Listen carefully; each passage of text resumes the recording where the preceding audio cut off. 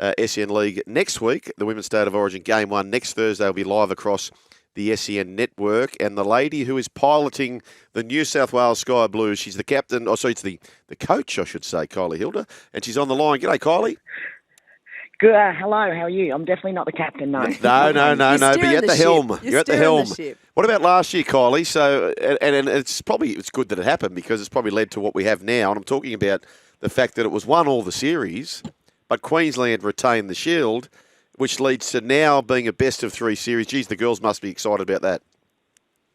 Oh, it definitely is exciting for the girls, and as you mentioned, it was probably worked out for the best that it was a draw because it did force the NRL to give us the 3-game series so we can get an outright winner the right way. It was a very surreal feeling, beating Queensland in Queensland, but then watching them celebrate. So it's really good for the girls. They deserve to have a 3-game series so we can just have an outright winner without having to worry about points.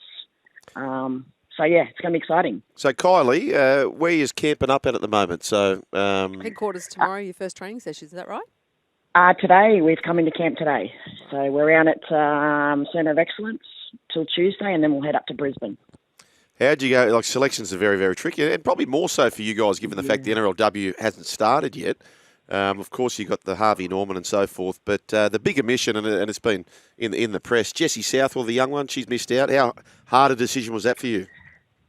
Yeah, look, we had a program running for 7 to 8 weeks. We didn't have any competition to play this year. Our Harvey Norman competition was pushed back to fall in line with the NRLW, which was the right decision from our end because we need to have, that feeder competition going in the NRLW. So we didn't have any footy as such, so I put together a program that we ran over 8 weeks. So I had a squad of 36 that we were training twice a week with some in-house games. And at the end of that, which was last weekend, we came up with our final team. And, Jessie obviously played last year along with a few other players in, Quincy Dodd also missed out, Shaylee Bentz.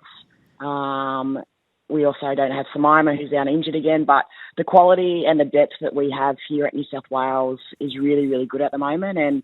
And obviously that's shown with those girls missing out. And, we've gone with the halves pairing that I've got for lots of different reasons. And, we're really backing Rachel and Corbin to do the job for us in Game 1.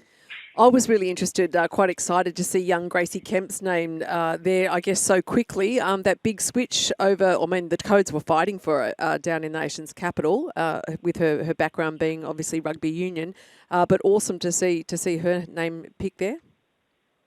Yeah, she's great, Grace. She's, as you said, she came from union last year, her first year of rugby league playing with the Canberra Raiders. She was outstanding for them in her first season, and during this last 8 weeks, she's been outstanding during this program as well. So, I said to the girls from day one when we started that 7 weeks program that all spots were open and everyone needed to prove themselves and make us pick them, and which just added a little bit extra pressure on each other, which is what we want, especially fighting for origin spots. And Grace was one of those and basically forced us to pick her. And she's on the bench, and I'm really excited to watch her get out in the field when she does Game 1. Chatting with New South Wales Sky Blues coach Kylie Hilder. Now, Kylie, was there a player in that 36-player camp who just shot the lights out, who's completely jumped out of ground compared to what you may have seen last year? Yeah, look, and it's something that we discussed. Jakaya Whitfield, for instance, is our 18th, and we've got the outside backs that we've got are the 5 that we had from last year, and they are outstanding. Those outside backs. Any other year, Jakaya probably would have got herself a spot in our team, and I think she's just risen and just getting better and better each year. And during that 7 weeks, she was outstanding. As I spoke about Grace was really good. Obviously, Corbin coming back into the mix as well. She played fullback, but, playing that 5'8" role, just, she's a natural ball player in there as well. And, a bit of another change with another debutant in Olivia Higgins. She's been outstanding for Newcastle the last couple of years, and she's another one that really just forced us we had to pick her. She was outstanding, and I really like the way that she plays and how smart she is and the way she controls the ruck. So, there were a few standouts. As said, in the end, it was a really tough decision to come up with that final squad. We've made sure that the girls that did miss out, that it is a 3-game series, and we know what rugby league's like. That's, who knows what's going to happen after game 1, and we want them to make sure that they feel that no matter what happens, they're part of getting these girls into this team and pushing them and making them the best players as well. Kylie, plenty of text coming through. This one from Erica. She says, Kylie, pumped for the 3 games. Could you please ask Kylie, Emma Tonegato plays 6 for the Cronulla Sharks. Corbin's a fullback mostly. How did you land with Emma at fullback and Corbin at 6? Yeah, Emma played fullback for us last year. It's just the style of play that we're going to play. It suits both of them to change their positions. For me, Emma's a threat. We need her just to be popping up wherever she wants to pop up. So that's the reason why she'll be at fullback. Well, I just want to ask you about the conversations that you have with the likes of Jessie Southwell. Rachel's obviously been in this situation, dropped from game 2 last year. I know Brad was really big on, connecting and keeping in contact with those players and not giving him a reason or an explanation, but at least having the conversation. That's obviously something you would be doing as well. Yeah, look, the conversations and having to, not just only Jessie, I spoke about those other girls and also the girls that were part of our squad during that whole time. It's tough to have to let them know that they're not going to be playing game 1, and they're never nice conversations at all. But we've spoken about this with the girls that won't be there, is that, after game 1, we'll try and reconnect the squad again and get prepared for game 2. So we're going to try and still keep that squad together after our first game and then start focusing on the second. But they're never easy conversations. We always try to give them feedback. The beauty of this was that we had the 7 weeks, so it was an ongoing conversation. It wasn't just after one session. So, as I said, it's tough, but it's part of coaching. Hey, Kylie, I was talking to Ali Brigginshaw. We were talking to Ali Brigginshaw this time last week. And one of the things I said to Ali was, these days on a Sunday I'll be driving the car and field after field after field is filled with girls playing tackle rugby league. A local team in the under-14s, Cronulla Caringbah, has 4 girls' teams in the 14s. The game's absolutely flying. And for me, the game of rugby league itself, the NRL, is flying because of, the evolution of the women's game, the girls' game.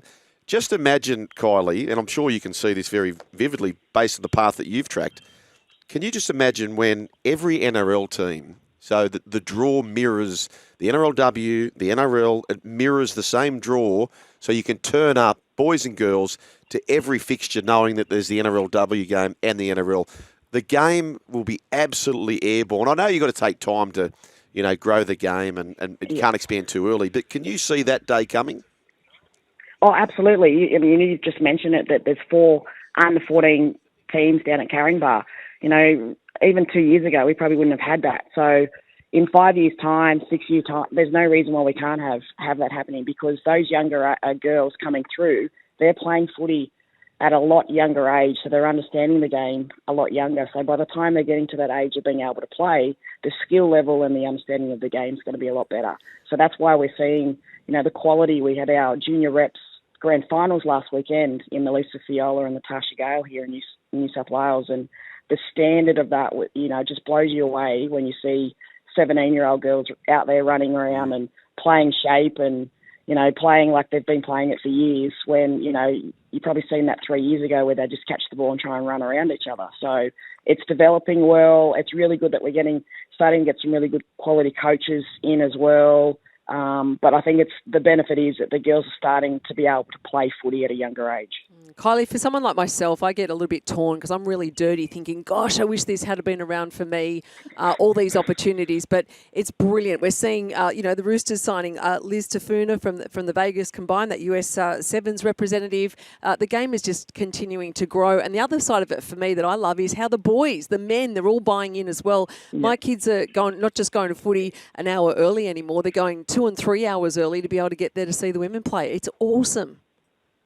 Yeah, it is so good, and it starts at the top. Like, we had our announcement yesterday, and Michael Maguire turned up to be there to support the announcement with the girls, and for the girls to see that happening. And we now know, like, even in clubland, that the male players are now interacting and they know exactly who the female players are. So the girls feel it as well, and as I said, it's just because the quality of our game is just getting better and better as well. And as you mentioned, like the younger boys now are loving watching these girls because, our rugby league girls are now athletes, and they showcase that on the footy field as well. Well, you mentioned the younger comps, Lisa Fiola, and of course you've got the Harold Matthews. The Sharkies, Harold Matthews boys have been bombed out. The Lisa Fiola girls all went and watched them, and they celebrated as a club. It's beautiful. But both the teams celebrated as a club. Yeah. So that's how it goes. But Kylie, you've got 3 games to win. You've got 3 games to win, which is an historic time. The best of 3 series in the state of origin. You're the coach of the mighty Blues. How excited are you for this? I'm really, really, really excited. This is my 4th year of coaching this team, and as me, I came in coaching this team, sort of coming straight out of playing after 6 months. So I think now I've sort of got my feet well and truly in it, and understanding more as a coach too. It's been a bit of a learning for me as each year goes on, and obviously for a couple of years it was a one-off game, which was really difficult. But now, when you're prepping and understanding that you're actually prepping for a series is so different. So I'm really excited. We know we've got a big task to go up to Brisbane for game 1, especially before the Magic round. But the girls are fit. We're ready to go. Got a great bunch in here. And we're all really excited. Hey, Kylie, one quick one before you go, and I love asking coaches this. Who's the coach that you get great inspiration out? It doesn't have to be an NRL coach. Maybe it's another sport. Who's the coach that you've sort of studied or base your sort of game on? Well, I've always been taught that, and Brad Fittler did tell me this, obviously, when Freddie was coaching, and I had a little bit to do with him. I also, Trent Robinson, because obviously involved with the Roosters during NRLW, so I've had a bit to do with Robbo too. But the one thing they always taught me is don't try and be somebody else, just be yourself. Yep.